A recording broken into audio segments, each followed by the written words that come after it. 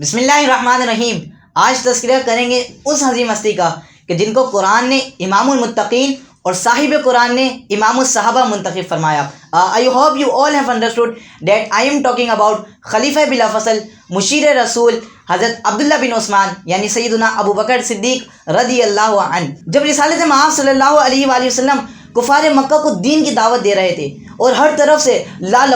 لبیک کی صدائیں گونج رہی تھیں، تو انہی آوازوں کے درمیان جناب صدیق اکبر ہی کی آواز لبیک یا رسول اللہ کی تھی، جو کفار کے لیے ہمیشہ پریشانی کا باعث رہی۔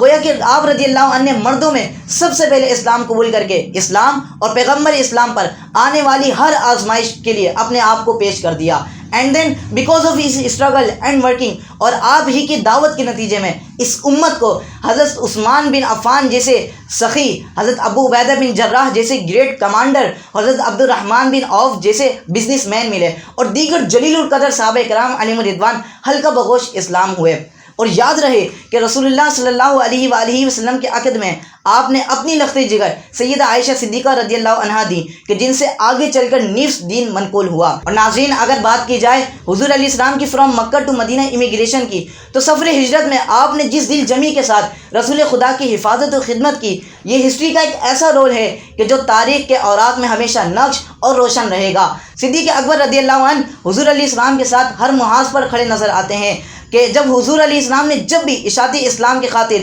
صحابہ اکرام علیہم الرضوان سے صدقہ دینے کے لیے فرمایا، تو آپ نے سب سے زیادہ مال پیش کیا۔ That's why the holy prophet صلی اللہ علیہ وسلم اسپیشلی سیڈ اباؤٹ ہم کہ کسی کے مال نے مجھے کبھی اتنا نفع نہیں دیا کہ جتنا ابو بکر رضی اللہ عنہ کے مال نے دیا۔ تو یہ حضرت ابو بکر صدیق رضی اللہ تعالیٰ عنہ کی شان ہے۔ آپ کے فضائل و مناقب میں بہت سی احادیث وارد ہوئیں کہ خود حضور علیہ السلام نے فرمایا کہ جس کسی نے بھی مجھ پر جو احسان کیا، میں نے سب کے احسانات کا بدلہ چکا دیا، الا ابو بکر، مگر واحد ابو بکر صدیق رضی اللہ عنہ ہے کہ جن کے احسانات کا بدلہ اللہ رب العزت بروز قیامت انہیں عطا فرمائے گا۔ سو دس از دا اسٹینڈرڈ آف حضرت ابو بکر صدیق رضی اللہ عنہ۔ آپ رضی اللہ عنہ کی شان ایسی عرفہ والا اور بلند بالا ہے کہ آپ افضل البشر بعد الانبیاء، یعنی the biggest personality after all انبیاء، کہ اگر کائنات میں انبیاء کرام علیہ السلام کے بعد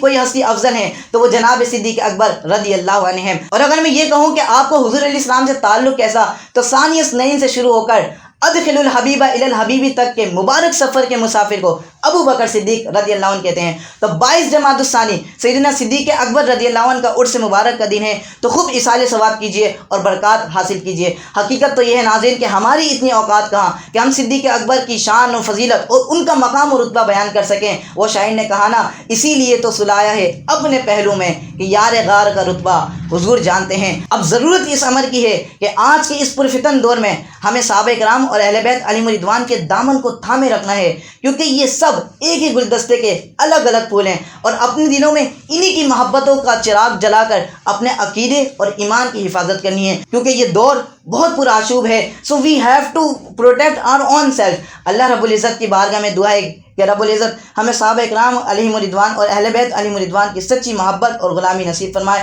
اور سیدنا صدیق اکبر کی شان سمجھنے کی توفیق عطا فرمائے۔ آمین بجاہ نبی الامین صلی اللہ علیہ وآلہ وسلم۔ وما علینا الا البلاغ المبین۔